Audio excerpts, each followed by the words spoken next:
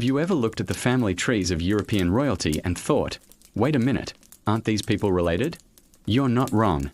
For centuries, royal families across Europe practiced a shocking amount of inbreeding, all in the name of power, purity, and politics. This isn't just a quirky historical fact, it's a tragic story with devastating consequences that shaped the course of history. Today, we are diving deep into the world of royal intermarriage, exploring why they did it, and uncovering the heartbreaking genetic legacy they left behind. It all boils down to one simple, yet powerful idea: preserving the bloodline. In an era where kingdoms were family businesses, marriage was the ultimate political tool. A strategic wedding could forge an alliance, end a war, or secure a claim to a throne. Marrying a commoner or someone from a minor noble house was seen as diluting the precious royal blood. So, they kept it in the family, marrying cousins, uncles, and nieces. The goal was to consolidate power, keep wealth and territories within a tight-knit circle, and maintain the belief that their lineage was divinely chosen and superior to all others. They thought they were protecting their legacy, but in reality, they were planting the seeds of their own destruction.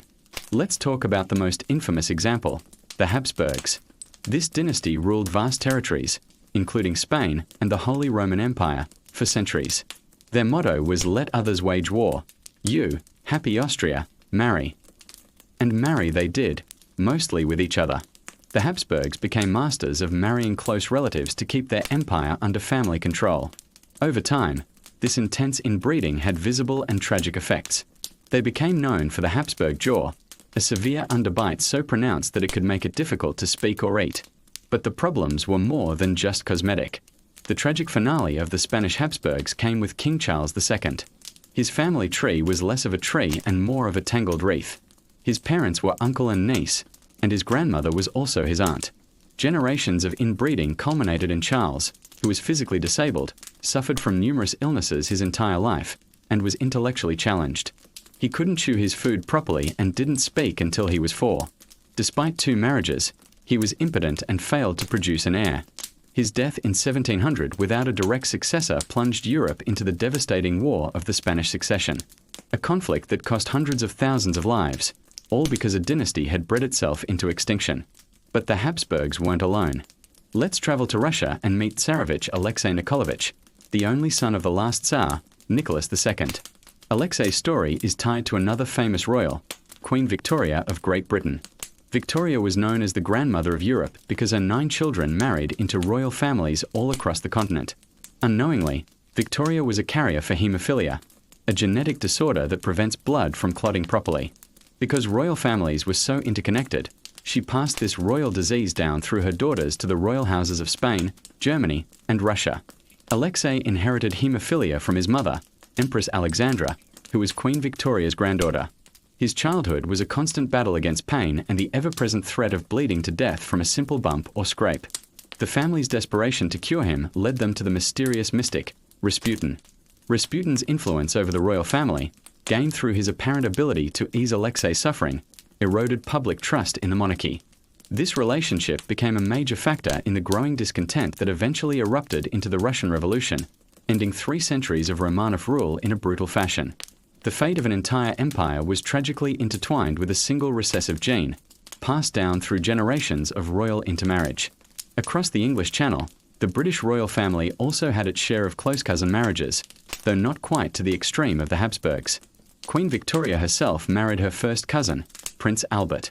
Their children, as we know, spread out across Europe.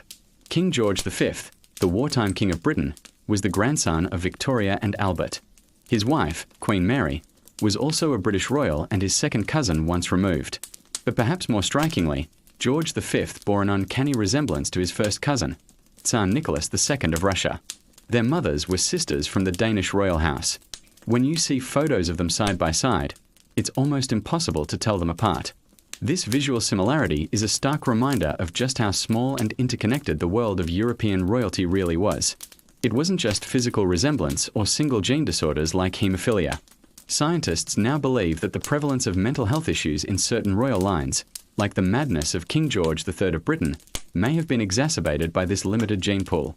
George III, famous for losing the American colonies, suffered from episodes of what was then called madness. Modern analysis of his hair samples suggests he had high levels of arsenic.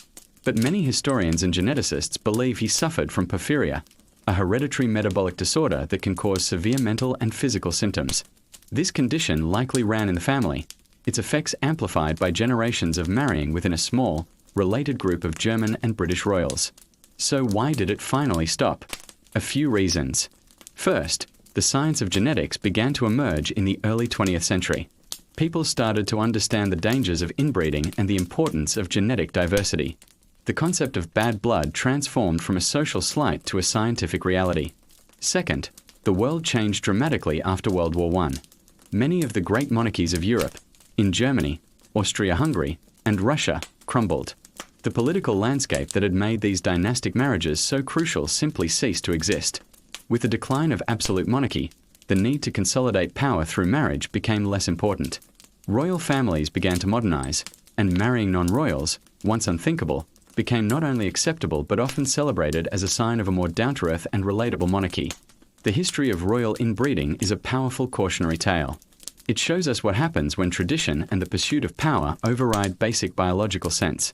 For centuries, Europe's most powerful families traded genetic health for political gain, resulting in personal tragedy and, in some cases, international catastrophe.